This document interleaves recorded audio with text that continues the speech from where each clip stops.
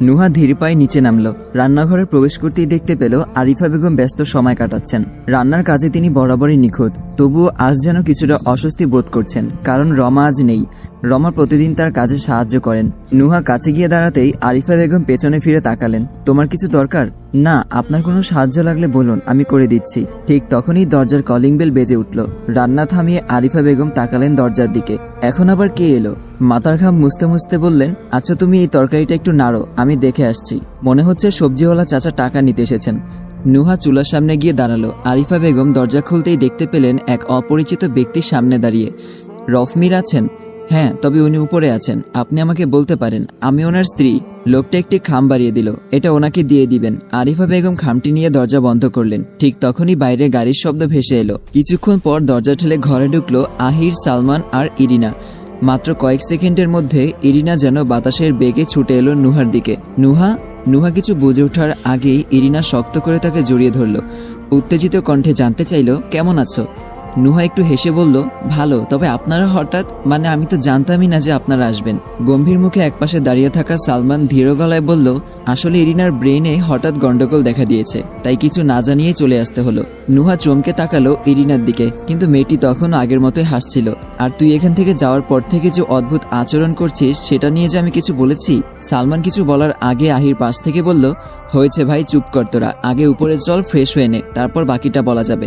সকালবেলা পুরো পরিবার খাবার টেবিলে বসে আছে, চারপাশে চাপা নীরবতা, কিন্তু সেই নীরবতার আড়ালে যেন এক অদৃশ্য উত্তেজনা কাজ করছে। সবাই অপেক্ষায় যেন কোনো গুরুত্বপূর্ণ সিদ্ধান্তের মুহূর্ত এসে গেছে। রফমির গম্ভীর স্বরে নীরবতা ভঙ্গ করলেন। ঈশান আমাদের তোমাদের সম্পর্কের কথা বলেছে ইরিনা, অনেক ভেবে দেখলাম এই সম্পর্ক নিয়ে আমার আপত্তি নেই। জীবনের সিদ্ধান্ত নেওয়ার অধিকার ওর আছে, ওর যা ভালো লাগে সেটাই হওয়া উচিত। শাহনাজ মীর বিস্মিত কণ্ঠে বলে উঠলেন, ভাইজান এসব কি বলছো?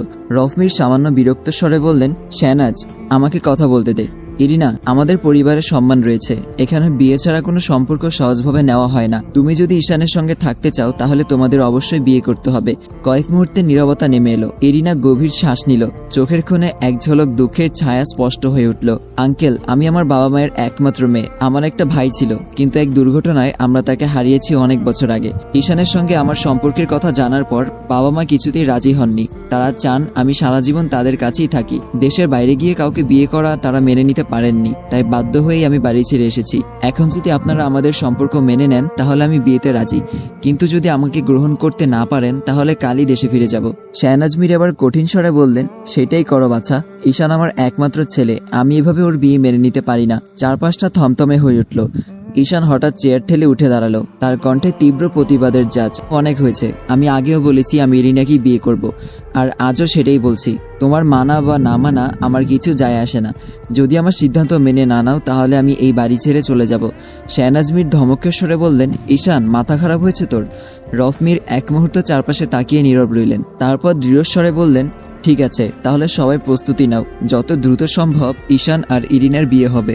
আহির, তুমি আর বাকিরা আয়োজন শুরু করো। সিদ্ধান্তটা যেন মুহূর্তের মধ্যে পুরো পরিবেশ বদলে দিল। কেউ বিস্মিত, কেউ অস্বস্তিতে, আবার কেউ মৃদু হাসির আড়ালে লুকিয়ে ফেলল নিজের অনুভূতি।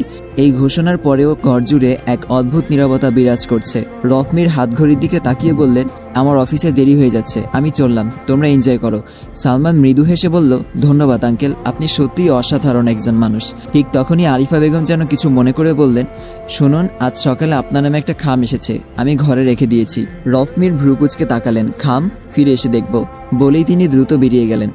ঘরের বাতাসে তখনও একরকম চাপা উত্তেজনার স্রোত বয়ে চলেছে, যেন এই ঘটনার পরে আরো কিছু অপেক্ষা করছে সামনে। আহির দরজার ফাঁক দিয়ে উকি দিল। ভেতরে নুহা আরিফা বেগমের কোলে মাথা রেখে গল্পে মগ্ন। দৃশ্যটা দেখে আহিরের ঠোঁটের কোণে এক চিলতে হাসি খেলে গেল। এই ছোট ছোট মুহূর্তগুলো যেন তার হৃদয়ের এক অন্যরকম প্রশান্তির জায়গা হয়ে উঠেছে। হঠাৎই আফিয়া বেগম হাসি মুখে ডাক দিলেন, বউ, দাদি, সবই তোর, কিন্তু চোরের মতো উকি দিচ্ছিস কেন? ভেতরে আয়। আহির হেসে ঘরে ঢুকলো। আপনি এখানে? আমি তো আপনাকে কতক্ষণ ধরে খুঁজছি। আজ অফিসে যাবেন না? তারপর নুহার দিকে তাকিয়ে কৌতূহল ভরা কণ্ঠে বলল, কি হয়েছে নুহা, আপনাকে বেশ চিন্তিত লাগছে। নুহা ধীর কণ্ঠে বলল, না তেমন কিছু না, কিন্তু আপনি আমাকে খুঁজছিলেন কেন? আহির কাঁধ ঝাঁকালো, তেমন কিছু না, এখানে কি গল্প চলছিল? আমি কি জয়েন হতে পারি? আফিয়া বেগম মুচকি হেসে পাশের জায়গাটা দেখিয়ে বললেন, আয় বস এখানে। আহির এসে বসতেই তার মুখে একরকম নরম অভিমান ফুটে উঠল। এটা কিন্তু ঠিক হয়নি নুহা, আপনি আমার জায়গা দখল করে নিয়েছেন। সরুন তো, কতদিন হলো দাদির কোলে শুইনি। নুহা মৃদু হেসে বলল, এখন তো এটা আমার জায়গা হয়ে গেছে, আপনার জন্য জায়গা নেই, আপনি অন্য কোথাও চেষ্টা করুন। আহির হাসি মুখে বলল, ঠিক আছে, তাহলে আমি অন্য জায়গা খুঁজি। বলেই এক মুহূর্তের মধ্যে আহির নুহার পেটের উপর মাথা রেখে শুয়ে পড়ল। নুহা চমকে উঠে বলল, আহির আপনি? আফিয়া বেগম সঙ্গে সঙ্গে হেসে বললেন, থাক থাক, ওকে চোখ রাঙাস না, তোদের এভাবে দেখে আমার চোখ জোড়ায়। কতদিন ধরে এমন একটা দিনের স্বপ্ন দেখেছি। আফিয়া বেগমের হাসির মধ্যে একরকম গভীর তৃপ্তির আভাস ফুটে উঠল। বেঁচে থাকতে আর কিছু চাই না, তবে মরার আগে আমার আরেকটা ইচ্ছা তৈরি হয়েছে। নুহা বিরক্ত মুখে বলল, আবার মরার কথা? বলেছি না এসব কথা আমার ভালো লাগে না। আফিয়া বেগম নরম স্বরে বললেন, আচ্ছা আচ্ছা, রাগ করিস না, তা আমার কথা শুনবি তো? তারপর চোখে একরকম স্বপ্নীল আলো ফুটিয়ে বললেন, তোদের মাঝে মাশাআল্লাহ ভালোই মিল মহব্বত হয়েছে। আমার বড় দাদি হওয়ার ইচ্ছে কবে পূরণ করবি বলতো? নুহা প্রথমে বুঝতে পারেনি, কিন্তু কয়েক মুহূর্ত পর কথার গভীরতা উপলব্ধি করে লজ্জায় তার মুখ রক্তিম হয়ে উঠল। আহির নুহার দিকে তাকিয়ে ভ্রু নাচালো, ঠোঁটের কোণে মুচকি হাসি। কি হলো, তোরা দুজন হঠাৎ চুপ করে গেলি? আমি কি খুব কঠিন কথা বলেছি? কি হলো নুহা, চুপ করে রইলেন কেন? কিছু বলুন। দাদি কি খুব কঠিন কথা বলেছে? আচ্ছা আমি বলি, আপনি সরুন তো। বলেই নুহা আহিরকে সরিয়ে উঠে দাঁড়ালো। আপনাদের সাথে বকবক করা ছাড়াও আমার অনেক কাজ আছে, বলেই এক প্রকার দৌড়ে ঘর থেকে বেরিয়ে গেল। আহির আর আফিয়া বেগম দুজনেই হেসে উঠলেন। আরিফা বেগম আহিরের কান মলে বললেন, খুব দুষ্ট হয়েছিস। আহির কপট কষ্টের সুরে বলল, ওহো লাগছে তো। নুহা ধীর পায়ে শেহনাজ মীরের ঘরে প্রবেশ করলো। ঘরে বসে থাকা রফ মীর এবং শেহনাজ মীর তাকে দেখলেন। শেহনাজ মীর হাসি মুখে বললেন, হ্যাঁ এসো, তোমার জন্যই তো অপেক্ষা করছিলাম। নুহা ঘরে ঢুকতেই রফ মীর আচমকা একটা কাগজ তার দিকে ছুঁড়ে মারলেন। রফ মীর রাগীর স্বরে বললেন, এটা কি? নুহা কাগজটি মেঝে থেকে তুলল এবং একবার দ্রুত চোখ বুলিয়ে বলল, কোর্টের নোটিশ। হ্যাঁ, সেটা আমিও দেখতে পাচ্ছি। তোমাকে সাবধান করেছিলাম, বারবার বলেছি এসব বন্ধ করতে, কিন্তু তুমি শোনোনি। তুমি নিজের ভবিষ্যৎ ঠিক করে নিয়েছো।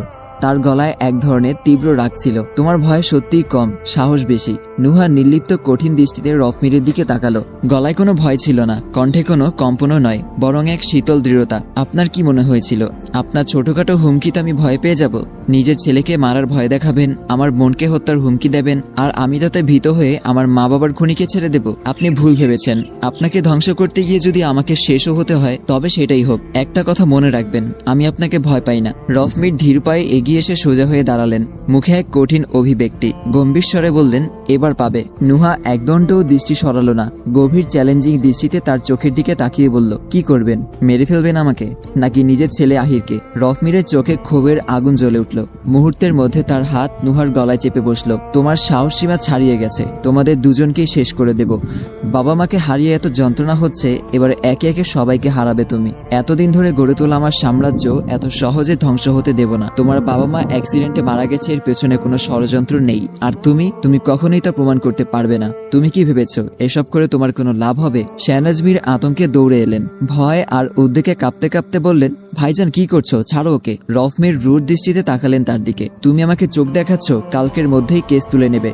নুহা আমাকে ভয় পেলে সেটাই তোমার জন্য মঙ্গল হবে। কয়েকদিন পর যদি আমাকে কোর্টে উঠতে হয়, তাও নিজের ভাইয়ের খুন আর কোম্পানির টাকা আত্মসাদের অভিযোগে, তাহলে আমার মান সম্মান কোথায় যাবে বুঝতে পারছো? আমার শাস্তি না হলেও আমি ধ্বংস হয়ে যাব। আমি এটা কোনোভাবেই হতে দেব না। প্রয়োজনে তোমাকে চিরতরে সরিয়ে দেব।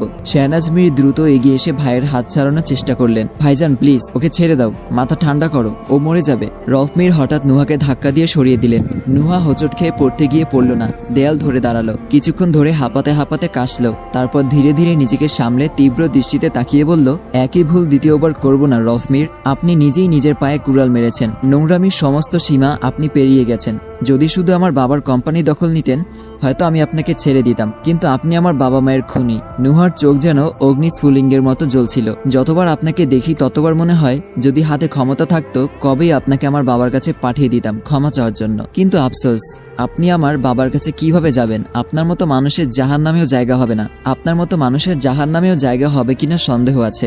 আপনাকে মানুষ বললেও ভুল হবে। আপনার যা ইচ্ছা করুন, আমি দেখব আপনি কতদূর যেতে পারেন। একটুও দেরি না করে নুহা ঘর থেকে বেরিয়ে গেল। রফমির দাঁড়িয়ে রইলেন ফুঁসতে থাকা এক আগ্নেয়গিরির মতো। ফিসফিস করে নিজেই বললেন, একে তো আমি। হঠাৎ পাশে থাকা ফুলদানিতে লাথি মারলেন। ফুলদানি ভেঙে চুরমার হয়ে গেল মেঝেতে। দাঁতে দাঁত চেপে বললেন, ধ্বংস করে দেব তোমাকে নুহা। তুমি এখনো জানো